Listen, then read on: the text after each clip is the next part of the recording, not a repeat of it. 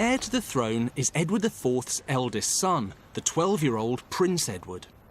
Again? His guardian and tutor is his uncle, the Queen's brother, Anthony Woodville, Earl Rivers, a brilliant knight and scholar. The young Prince Edward hero worships him. They're as close as father and son.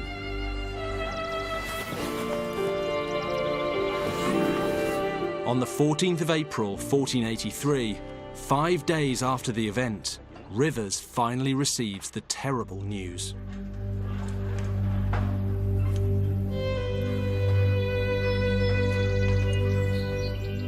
The prince's father, Edward IV, is dead. The burden of ruling England now rests on the shoulders of a 12-year-old boy. Uncle.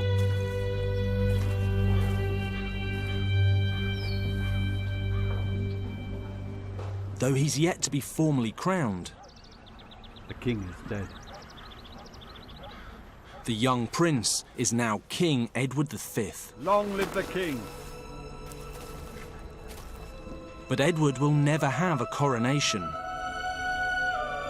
In less than 4 months, he and Rivers will both be murdered.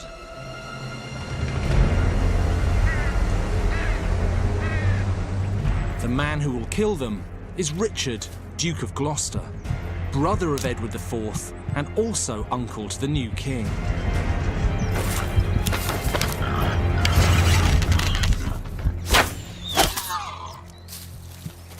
But in spring 1483, Richard is the total opposite of the hunchbacked Shakespearean baddie we've all heard of. Yes, he has a slightly curved spine, but he's also an English hero and a brilliant soldier. Richard's tamed the rebellious North and crushed the Scots for his brother Edward IV. He's been admired and trusted by his men and by the King of England.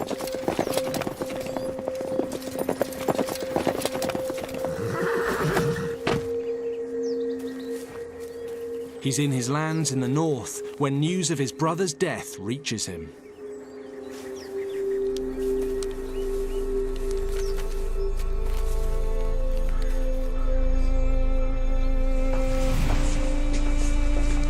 When Richard hears of his brother's death, he comes to York and changes into the black clothes of mourning, and he attends a memorial service here at the Minster, where he weeps for his dead brother. Richard now sees it as a duty of loyalty to carry out his brother's final wishes. According to a contemporary source, Edward IV's will made Richard Protector of England. This would give him control of the country until the 12-year-old king reaches adulthood. Richard's only goal now is to follow his brother's instructions and make this happen. In the days following the king's death, the country is temporarily in the charge of the Old King's Council in London. It's made up of some of the country's most powerful nobles. Lord Hastings is a senior member of the council. He's also intensely loyal to the late king. So Richard writes to Hastings immediately. He's relying on Hastings to make sure Edward IV's will is followed. Richard must be confirmed as Protector of England straight away. To Richard, this seems perfectly reasonable. He's the most senior adult royal, he's acting on his brother's last wishes, and he's an experienced decision-maker and a warrior. He can see what needs to be done, and he's quick, decisive, and ruthless about making it happen. But that attitude will also turn out to be his fatal weakness. Unfortunately for Richard, there's another source of royal power in England, one that doesn't care to stick doggedly to the old king's final wishes. The Woodvilles. The Queen, Elizabeth Woodville, and her family had a meteoric rise from second-class nobility to national leaders under the old king. They currently run the navy, the treasury, and the armory. But Richard's unlikely to dispense favours to the Woodvilles with the same enthusiasm as his dead brother. If he becomes protector, the Woodvilles could be left with nothing. Order, my lords! Hastings does his best to do what Richard asks. But the Woodvilles aren't stupid. They have a majority on the council in London, and they use it. Instead of handing the keys of England to Richard as protector, they decide that young Edward will start to rule immediately, with advice provided by the council, or in other words, by them. Richard will be powerless, and the Woodvilles are appallingly smug about getting one over on him. 'Tis true, my lord. We have such import that, even without the king's uncle, we may make decisions as we wish.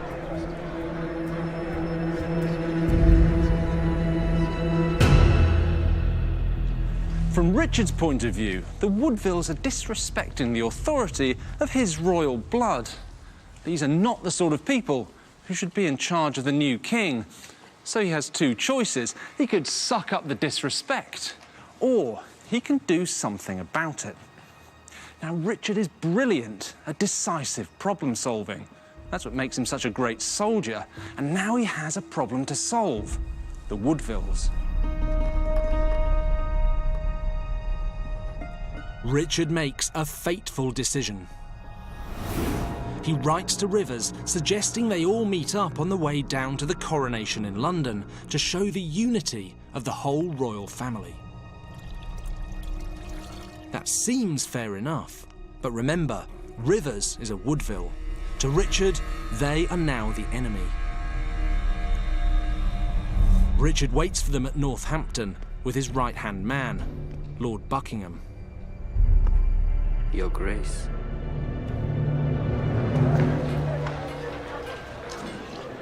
On April the 29th, 1483, leaving the young king in nearby lodgings, Rivers meets up with Richard. All of us must, at some time, look to others for guidance and assistance.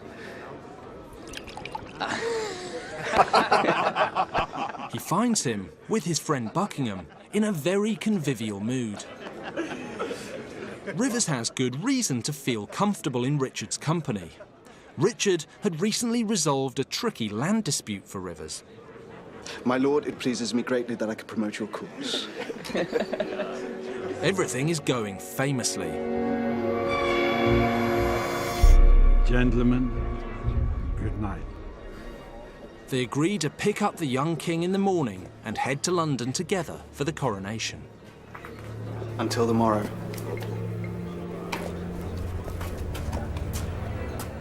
But Rivers will never make it to London.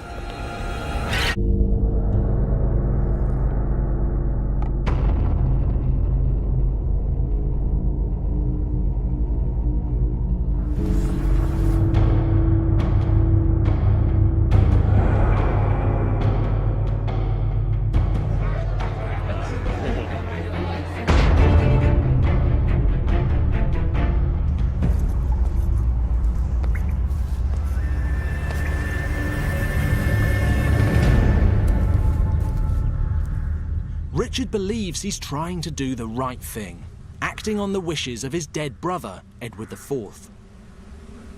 In reality, by arresting the new king's uncle, Lord Rivers, one of the hated Woodvilles, Richard started down the road to disaster. Along with his henchman, Buckingham, Richard meets his nephew, Edward V, at Stony Stratford. Your Grace. When it comes to his nephew, Richard's on uncharted territory. He spent most of his time taming the north for his brother, but Edward spent much of the last 10 years in Ludlow. So when they arrive here at Stony Stratford, they may be uncle and nephew, but in reality, they're as good as strangers. We are all of us most grieved by the passing of our right and noble king. I bring further grave news, Your Grace. It concerns your uncle and his company, and his foul responsibility in the passing of your father. Richard claims Rivers and his allies had a hand in the death of the young king's father, Edward IV. The Lords Rivers and Grey cannot stand at liberty in the face of their great treason. This argument doesn't go down well with the young prince. My uncle is no traitor. Edward's loyalties clearly lie with the Woodvilles, and Rivers in particular. To the young king, it's not Rivers' actions that look dangerously traitorous, it's Richard's. It's easy to look at Richard's behaviour and see the seeds of tyranny, the arrests of Rivers and Grey, taking control of the young king. But actually, it turns out that it's not that simple. The truth is revealed by an extraordinary book unearthed 80 years ago here at the Lille Bibliothèque in France. And this is it. This is the only contemporary copy of a book by an Italian scholar called Dominic Mancini. And when it was discovered in the 1930s, it profoundly changed the way we think about Richard. Because Mancini is in England during 1483, so this is pretty much an eyewitness account, and it's an incredible privilege to be able to read it. The really interesting bit is here, because Mancini says that according to the common report, Hastings, who he calls Astinco, had advised Richard to come to the capital with a strong force, 40 manum. And he said that if he did so, he'd be able to avenge the insults done to him by his enemies. And he said this would be easy if before coming to London, Richard took the young King Edward into his protection, curam, and under his authority.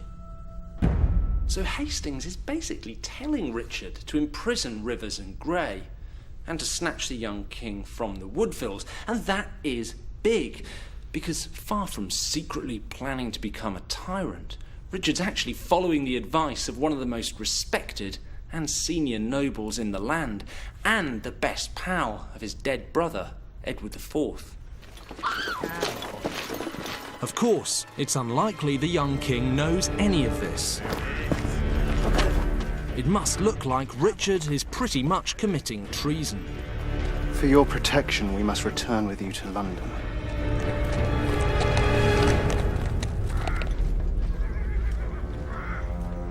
Richard undermines his case even further by claiming Rivers' terrible crime was that he encouraged Edward IV's famously heavy drinking, and this killed him. Basically, Rivers committed treason because he got the old king drunk.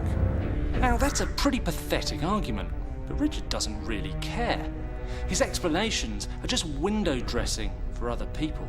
He's going to do what he's certain needs to be done. If other people are too stupid to realise that, well, he's not especially bothered. Unfortunately for Richard, the young king sees straight through him. To Edward, Richard's whole argument is a sham. He has total faith in the integrity of Rivers and absolutely none in Richard. This unswerving loyalty will ultimately seal the young king's fate. But right now, like it or not, he's in Richard's care. Richard and Buckingham take Edward to London.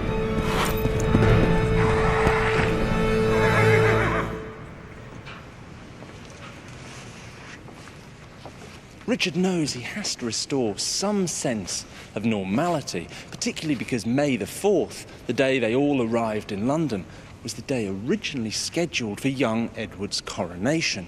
Well, Richard's actions have clearly blown all of that out of the water. So on May the 10th, at a meeting of the council here at Westminster, he has the council very publicly announce a new date for the coronation, June the 22nd, 7 weeks away. Mancini records that, sensationally, Richard also forces the council to proclaim him protector and regent of the king and the realm. He's got exactly what he wants. Richard has pretty much all the powers of a king, which is, after all, only what he believes his brother Edward IV's will demanded. He sends the young king to the Tower of London. Your Grace, Under my protection, you shall be kept safe. Now, it's true that the tower is a royal palace, but in reality, the young king is under house arrest. He can't do anything Richard doesn't want. Your Grace. For example, help the Woodvilles. Young Edward will never set foot outside the tower again.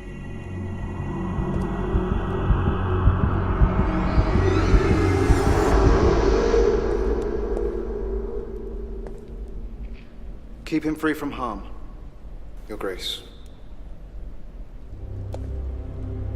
There is, however, a catch to Richard's new powers. The council put a 7-week time limit on them. They cease on Edward's coronation. They clearly have serious reservations about Richard's behaviour. This is the core of Richard's problem. His total self-belief has made him very effective in seizing power, but that same trait prevents him from realising that other people don't see the world the same way that he does. The clock is ticking for Richard. To carry out what he believes are his dead brother's wishes, he must neutralise any opposition in the next 7 weeks.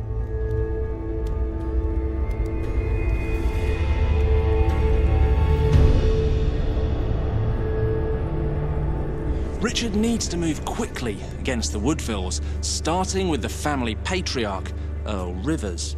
Rivers is the man closest to young Edward, and that makes him Richard's most dangerous adversary. Now, fortunately, Rivers is locked up at Sheriff Hutton Castle in Yorkshire, but as soon as Edward's crowned, he's guaranteed to release Rivers. And Rivers will make very sure that Richard's protectorate ends.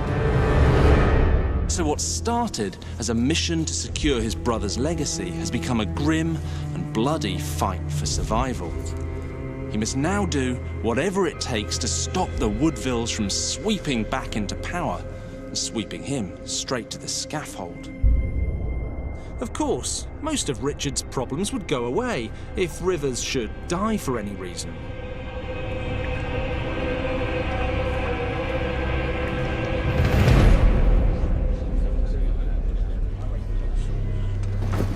My lords, I urgently petition you that Lord Rivers be charged with crimes most heinous against royal authority. Richard demands the council try Rivers and his allies for treason because they were preparing to kill him, the Lord Protector. It's another of Richard's paper-thin arguments. For this crime, they should be treated as traitors and suffer the traitor's fate. Death. What say you, my lords? He doesn't much care if the council believe it, as long as they do what he wants. And he has Hastings and Buckingham fighting his corner. Aye. Aye. But the council point out that since the ambushes would have taken place before Richard were Protector, it wouldn't be treason, even if it were true. Nay. Nay. Nay. Nay. Nay. Nay. Nay. Nay.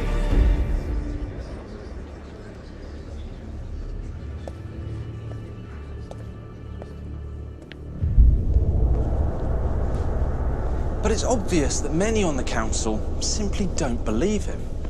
And that's hardly surprising. After all, Richard's locked up a senior noble, snatched the king, and forced the council to give him a protectorate. It's no wonder that, from their point of view, he is starting to look a little bit dangerous.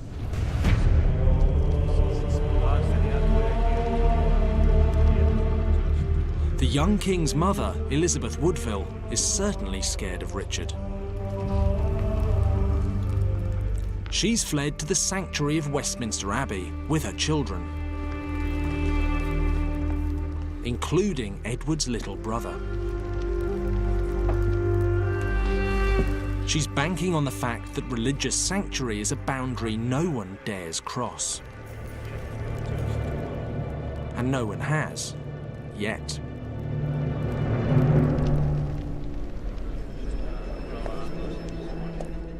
June the 9th. Richard has spent 5 weeks trying to force the council to support him. He's been blocked at every turn. He has just 2 weeks left. If he can't get Rivers, he's going after someone more vulnerable. He wants Edward V's little brother, 9-year-old Richard. My lords, the Prince Richard, Duke of York, must be released into the care of the Protector, so he may attend the coronation. Richard's got the king. What does he need with his younger brother? Well, I think all of this stuff about wanting the prince at the coronation just feels like one of Richard's flimsy excuses to do something else. What say you, my lords? Aye. I think he realizes that the Woodvilles could use the prince's status to launch a new challenge to Richard's authority. But if Richard controls the young prince, that problem will go away. Nay. Nay. Nay. Nay. Nay.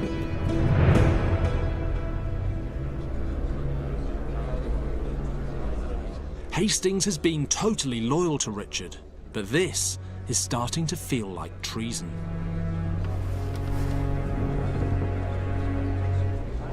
Richard's difficulties with the council stoke a growing paranoia. His henchman Buckingham pours fuel on the fire. He says Hastings is in secret meetings with Richard's opponents. There's nothing to suggest Buckingham is telling the truth, but that doesn't matter to Richard anymore.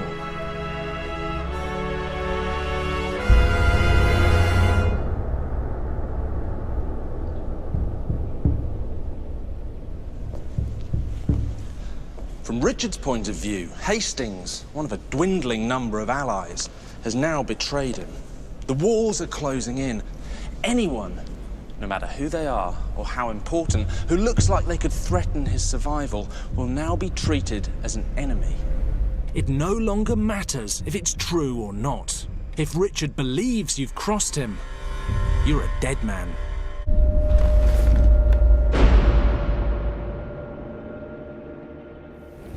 Nay. Nay. Nay.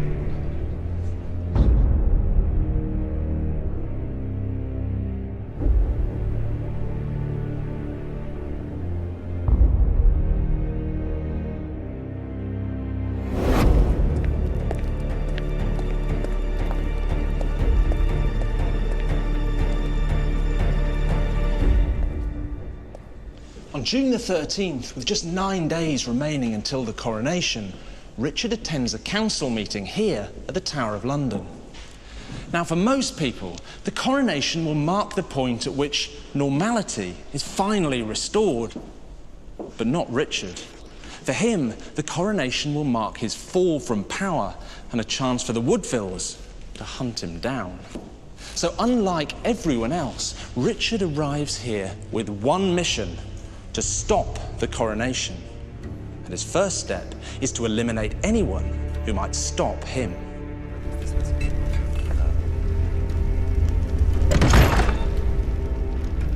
My lords, God give you good day. Please, join us. Please, be seated. Richard has called a much reduced council meeting. He's included his staunch ally, Hastings, which is surprising, considering Richard now suspects Hastings is working against him. The meeting starts well, but Richard's about to make another appalling decision. My lords, I must briefly beg your leave.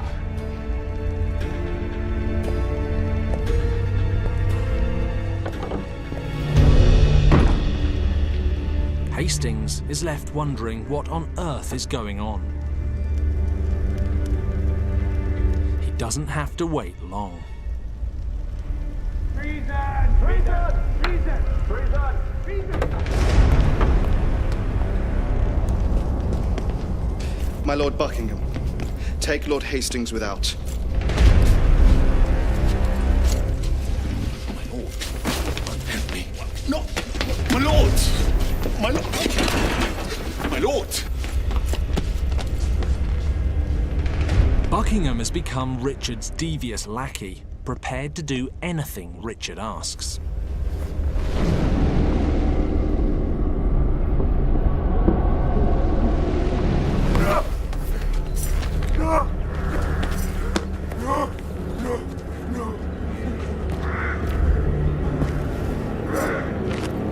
Hastings is executed in the yard outside.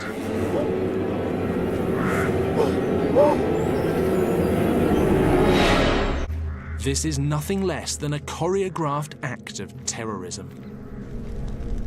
Execution without a trial by your peers is a violation of basic English law.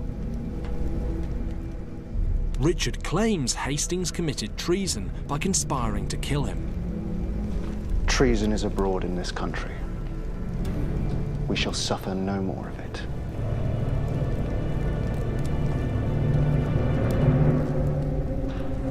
To the rest of the world, the idea that the upstanding and basically honourable Hastings was doing anything so base is plainly ludicrous. But Richard's back's against the wall, and he's not thinking like the rest of the world. As far as Richard's concerned, throughout this whole mess, he's taken a series of unavoidable decisions to save the monarchy and to save himself, and in his mind that's probably what he's still doing. But in reality, Richard's crossed a line, and there's no coming back. Whatever people actually think of his sham excuses, they're now cowed into silence by fear. Richard and his remaining ally Buckingham can now do pretty much whatever they want. But time is running out for Richard. The coronation is now just days away, and Hastings' death doesn't change the reality that the Woodvilles will still be coming for Richard. So what next? Well, in truth, there's only one scenario in which Richard isn't destroyed, and that's if Edward never takes the throne. But if young Edward isn't crowned king, then who is? From Richard's perspective, that's an easy question. Him. As far as he's concerned, he's just been trying to do what his brother wanted, and of course, keeping himself alive. I don't think Richard snatching the throne was inevitable from the beginning. I think it emerged from a combination of his own personality, his blinkered loyalty to his brother, and the rapidly flourishing hatred between him and the Woodvilles. And all of that drove him, one decision at a time, to the point of no return.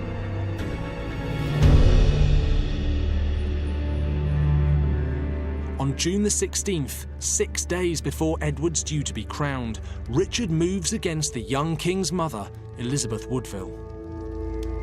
She's still sheltering inside Westminster Abbey under the powerful laws of sanctuary.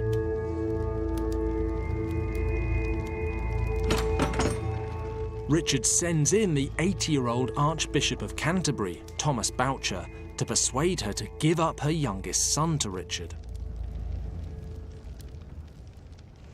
Elizabeth's staying at the abbot's house here at Westminster Abbey. The Archbishop visits to reassure her that Richard is simply doing his duty as protector, and that her younger son will have a pivotal role in the coronation. Your Grace? But it must be crystal clear to Elizabeth that if she doesn't comply, Richard won't hesitate to violate sanctuary and snatch the prince anyway. After all, he's just murdered one of the country's senior nobles. I believe you come with good intent. But is there truly any assurance you can give me for my son's protection? Elizabeth's dilemma is acute. She not only has her little boy with her, but also her daughters. If she continues to resist, it's entirely possible Richard will kill them all. But if she hands over her son, there's at least a chance they'll all survive until her eldest son's coronation.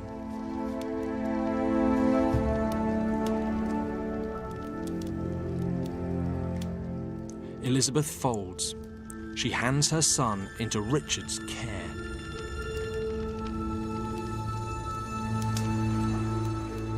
Richard immediately sends the little prince to join his brother in the tower. The next morning, June the 17th, Richard postpones Edward's coronation by 4 months. After weeks of banging his head against the wall, Richard's finally getting people to do what he wants. Principally because they're terrified of him. Everyone's living in fear after Hastings' murder, and there are rumours that Richard's bringing 20,000 men south to London. No one dares to stop him.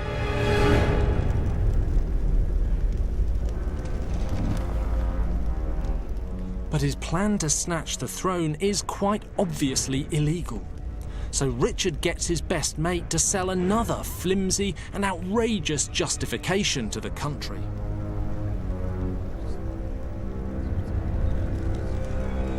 On June the 25th, Richard's ally Buckingham strides boldly in here to the Guildhall in London, and in his wake comes a party of lords and knights he's clearly assembled himself.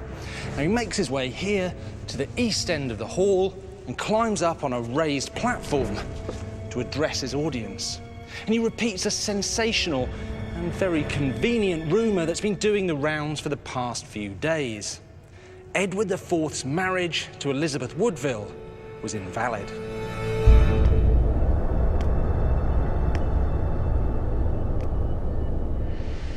Buckingham claims Edward IV was already contracted to marry someone else before Elizabeth Woodville. If that's true, under English law, Edward IV's children are illegitimate. None can rule England. Buckingham claims that only Richard has the legitimacy and the integrity to take the crown, which is a pretty tough sell. After all, we are talking about a man who's imprisoned 2 little boys, threatened to violate sanctuary, raise an army against the capital, murdered a senior nobleman, and is now very clearly usurping the throne. But Buckingham is effectively Richard's chief of staff, and he's an oily, untrustworthy man on the make. If he gets this right, he ends up being the new king's best pal.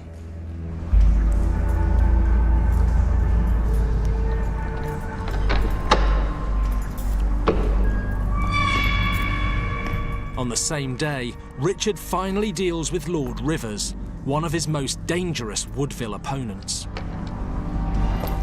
After more than 2 months in prison, he's convicted of treason. But it's a sham trial, of course. Rivers isn't even allowed to speak.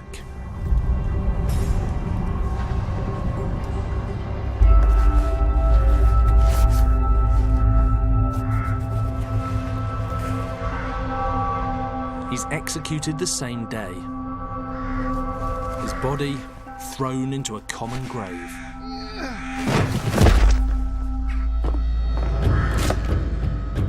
With his main opponents dead or neutralised, the throne is Richard's for the taking.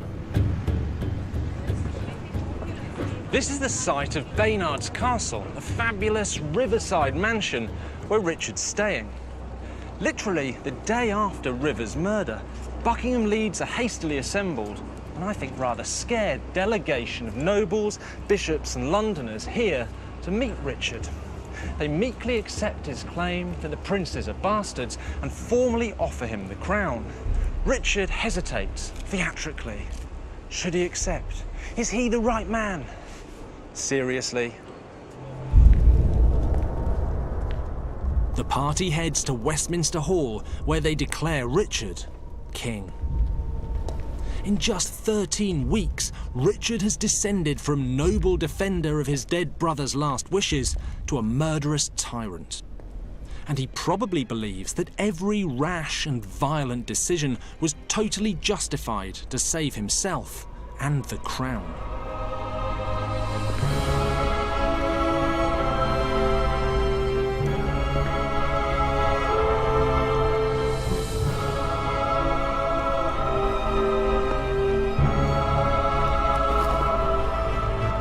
But of course, Richard's not the only one with a claim to the crown. His rule will never truly be safe as long as his young nephews remain alive.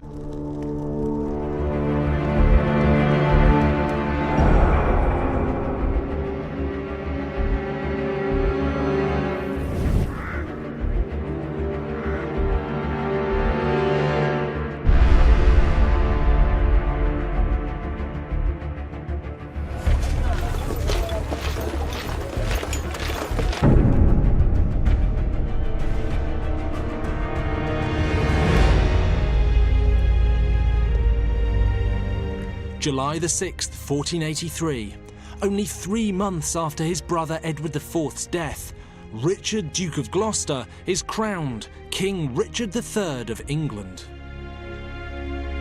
Having repeatedly violated the law, Richard now pulls a handbrake turn and starts trying to spin the image of a noble king. Everything is done by the book.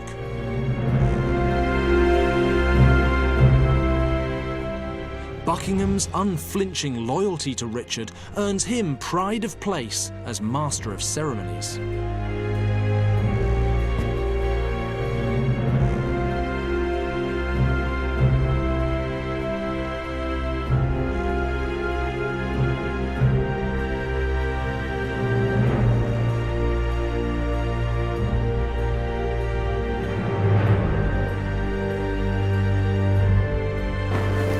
Long live the king! Long live the king! But sharper observers cannot miss one notable absence. Neither of his nephews, the princes in the Tower, are there. The two princes have been seen playing here in the Tower grounds, but on July the 9th, 3 days after his coronation, Richard dismisses all of their servants. They're never seen outside these walls again.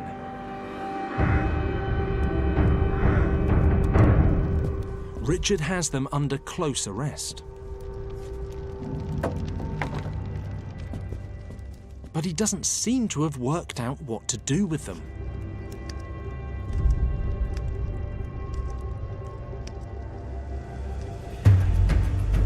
Richard sets off on a tour of the country to calm tensions and show that there is a safe and reliable monarch on the throne. But while he's away, Richard receives worrying news. There's been an attempt to spring the princes from the Tower. The plan was to set light to buildings across the city and spirit the boys away in the confusion. Richard's men grab the conspirators before they can act. But it's a stark reminder of how dangerous challengers for the throne are. Sooner or later, someone will succeed in freeing the princes, and there's a fair chance that that person will kill Richard and replace him with Edward.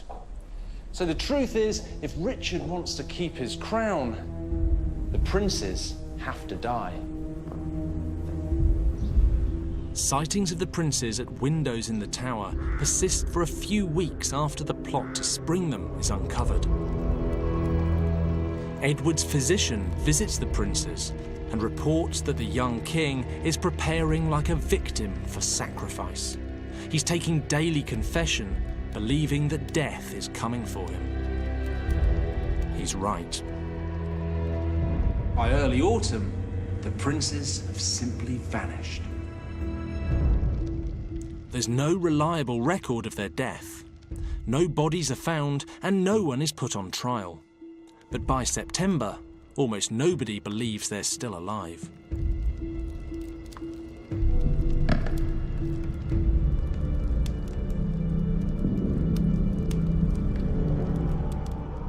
Rumours circulate that the boys have been smothered in their sleep, poisoned, even drowned in a vat of wine.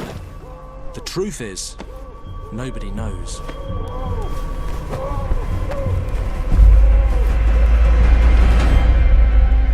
The one thing we can say for certain is that the person who benefits most from their deaths is Richard. Even though he started with the best of intentions, I think it's almost certain that he had them murdered. Richard's not done yet. In October 1483, his loyal crony Buckingham rebels against him. Richard has him executed. Richard will be the last of the Plantagenet kings that have ruled England for more than 300 years. Richard's nephews were pretty much the last of the line.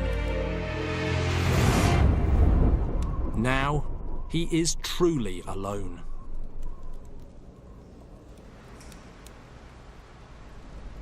Most previous Plantagenet kings have had a substantial royal family around them. Brothers, uncles, cousins, nephews, someone to keep the royal line going.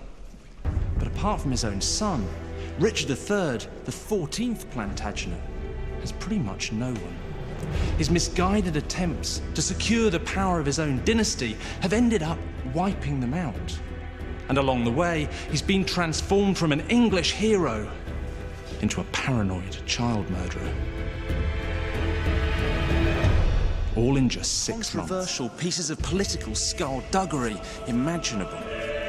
Richard has snatched the crown from his nephew, Edward IV's 12-year-old son, and locked him and his brother up in the Tower of London. Richard ropes Lord Stanley and his wife, Margaret Beaufort, into the coronation. She carries the new Queen's train. He carries the King's mace. Because Richard needs to shore up his dodgy claim to the throne.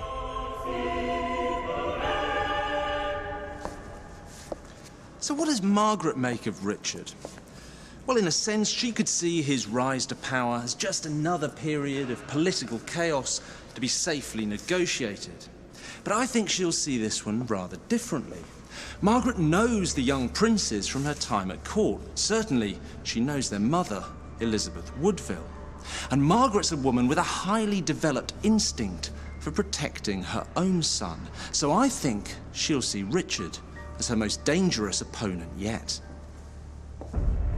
By September 1483, pretty much everyone believes that Richard has had his nephews, the princes in the Tower, murdered.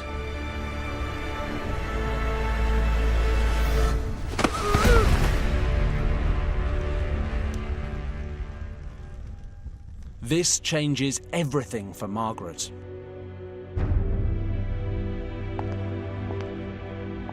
Richard is a child-murdering tyrant who could turn on anyone. There is no deal Margaret can do with him that will protect her son.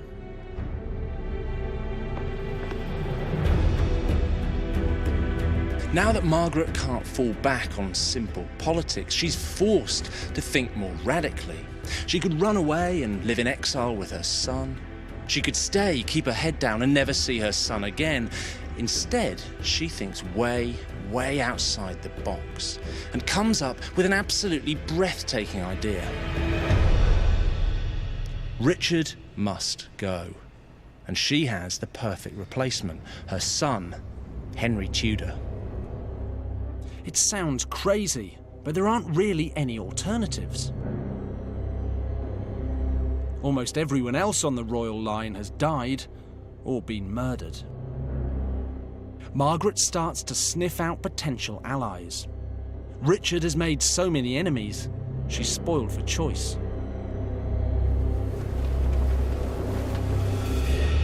Long live the king! Long live the king!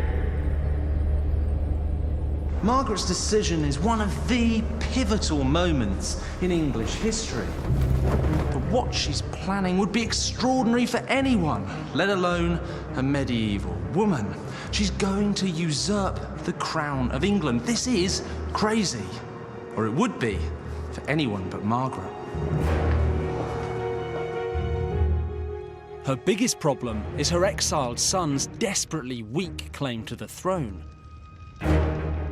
All his royal connections come through women. They're almost worthless. Margaret's plan is rather brilliant because it hinges on the one person who hates Richard more than anyone else, Elizabeth Woodville. Edward IV's widow. Elizabeth's father and brother have been executed. And her two little boys have disappeared, presumed murdered at Richard's hand. Now, Elizabeth's trapped here at Westminster Abbey in sanctuary with her 5 daughters. But Richard has the abbey surrounded by soldiers. Luckily, Margaret and the old queen share a physician, Louis Caerleon,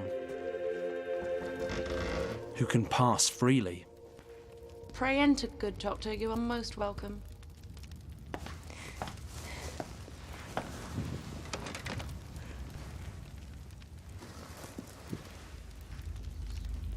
Caerleon puts Margaret's proposition to Elizabeth. Margaret wants to plug her son into the royal family. Her idea is to marry Henry Tudor to Elizabeth's daughter by Edward IV, Elizabeth of York. Unite the English nobility and make their children king and queen. The old queen accepts, and the deal sets in motion a sequence of events that will end in blood. The only question is, whose? In late September 1483, Margaret sends a good great sum of money to Henry in France to fund an invasion. Wait.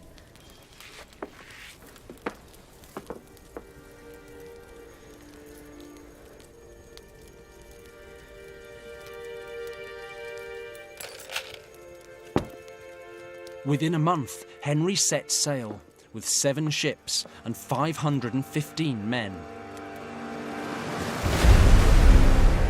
But Margaret's grand plan goes disastrously wrong. A storm blows up in the Channel and Henry's fleet is scattered. They end up off the coast of Devon, where Richard's men are waiting. Henry's forced to scuttle back to France with his tail between his legs. Margaret's rebellion has been a disaster, and worse, Richard now knows exactly who his enemies are: Margaret Beaufort and her son, Henry Tudor.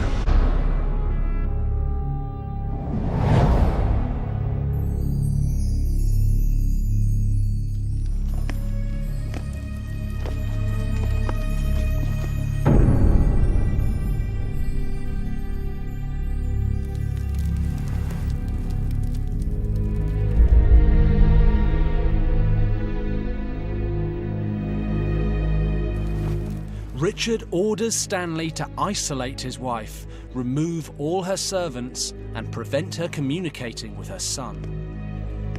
Margaret has committed high treason. Richard III has murdered his enemies for less. But he needs powerful men like Margaret's husband on his side. In the end, what saves her is her smart marriage to Stanley. Margaret can actually count herself lucky. If she'd been married to anyone else, she'd be in even bigger trouble. But inwardly, she must be seething. She's lost her lands and her status. She's reduced to a mere wife. It's not really her style. So more than ever before, she's determined that Richard has to go. And Margaret's not the only one thinking that way. Richard has stripped her rebel allies of their lands and titles too. Now in exile, they have nothing left to lose and no way back as long as he's on the throne. After the failure of the rebellion, most of the nobles involved fled straight into the waiting arms of Henry Tudor. Now he's effectively set up an alternative royal court in France, with him at the centre. The failed rebellion certainly hasn't dented Henry's confidence, as evidence here at the British Library reveals. This is a 17th century copy of a letter originally sent by Henry Tudor to his supporters in England, and it's a passionate call to arms in what he describes as my just quarrel against the unnatural tyrant, Richard. But what's really interesting is the way he signed himself. It's an H and an R, and the H is obviously his name, but R stands for Rex. He's calling himself Henry the King. Margaret's work preparing her son to be king has clearly paid off. He's primed. All she has to do now is pull the trigger. She sends a message to Henry to land in Wales. She'll have money and men waiting for him. On the 7th of August 1485, loyal servant Christopher Urswick is sent to Margaret by her son. But he hasn't come from France. He's come from the port of Milford Haven in Wales. Henry's back, with an army. To avoid Richard's men in South Wales, Henry marches north, then east. He crosses into England via the River Severn here at Shrewsbury. When he reaches the city gates, Margaret sent Urswick back to him. In mid-August, Urswick reaches Henry with a huge amount of money from his mother to pay his soldiers. This is open defiance of Richard's orders. Stanley is supposed to be keeping his wife under house arrest. Instead, she's been doing absolutely everything she's been banned from, using her servants, communicating with her son, directing his insurrection. Margaret's husband's status won't save her from Richard a second time. She knows that soon she'll either be mother of the King of England, or they'll both be dead.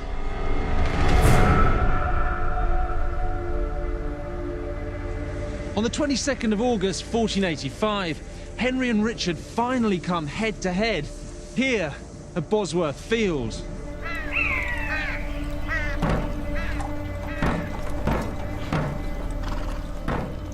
Henry has an army of around 5,000 men, but Richard has him comprehensively outnumbered with as many as 15,000 troops.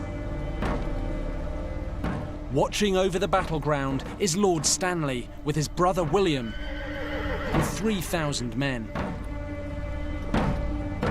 Waiting for their moment.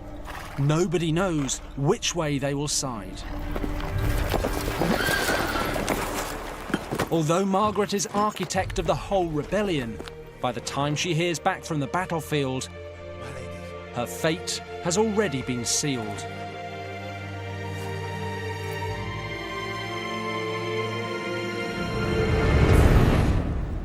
The battle began early. Henry seized the initiative, and his troops marched along this track at first light, leaving Richard's men scrambling into battle order. The fighting is ferocious. Both Richard and Henry are in the thick of it. Then, in the heat of battle, Richard spots Henry just a stone's throw away, almost unprotected. He knows if he kills him, he's won. Up on the rise, the Stanleys are still sitting on their hands when Richard seizes his moment and charges at Henry Tudor. In the next minutes, the future King of England will be decided. And there's a delicious irony to what happens next. Even though Margaret was absent from the field, the battle hinged on her actions, because she'd turned her husband Stanley to Henry's cause. And it was Stanley's intervention that decided the outcome. Richard is only seconds away from Henry when the Stanleys finally make their move.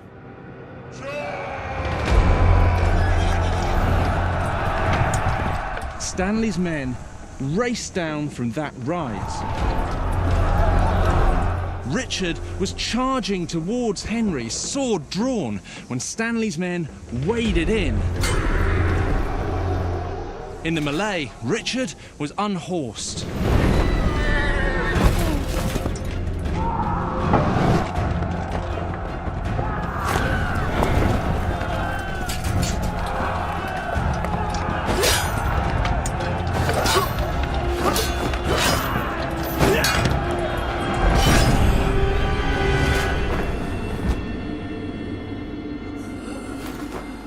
The end was quick, and it was brutal.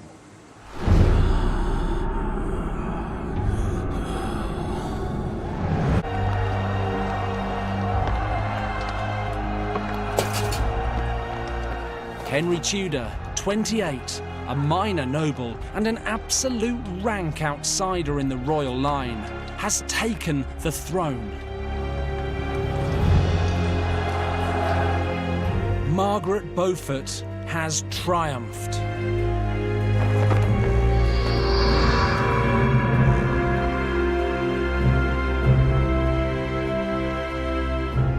Richard's crown is taken from the battlefield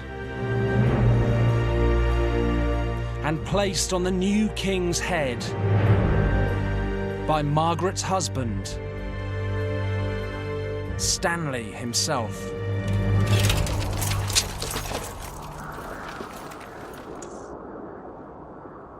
Long live the king! Long live the king! Margaret Beaufort is mother of the King of England. She's still only 42 years old.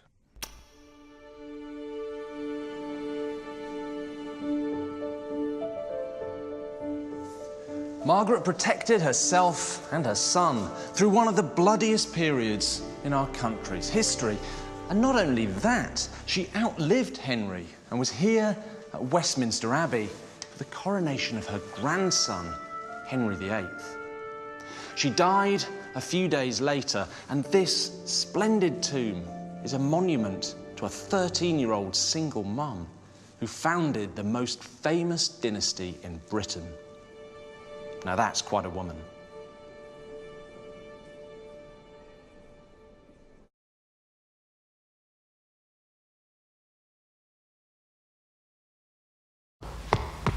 They rejected my plan. Never mind that. A messenger just came with news from Porto Santo. It's bad news, Christopher. Philippa?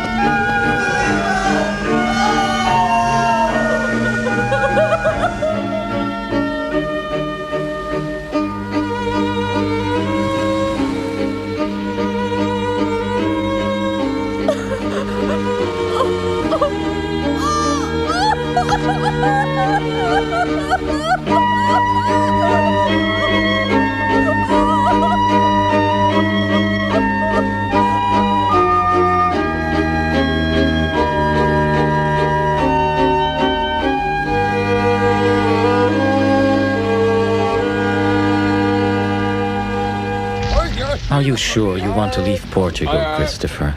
Yes, I am. I was very impressed by your presentation. If you stayed, you might persuade the committee to reconsider. But I know fortune has been unkind to you here. Perhaps by leaving Portugal you will renew your spirit and your confidence. I hope your new life in Spain brings you happiness, Christopher. But I don't understand why you chose Spain as your destination. A sister of Philippa's lives there. I'm hoping she'll help me to look after Diego while I build a new life for myself. What kind of new life? I don't know. I haven't given up my dream of crossing the ocean. But for the time being, I have a little boy to care for and a grieving heart to mend. All aboard that's going aboard! Well, it's time to leave. May the Lord go with you both.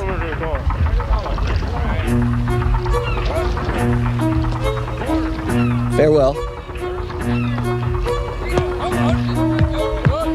Take in the gangplank! Safe journey.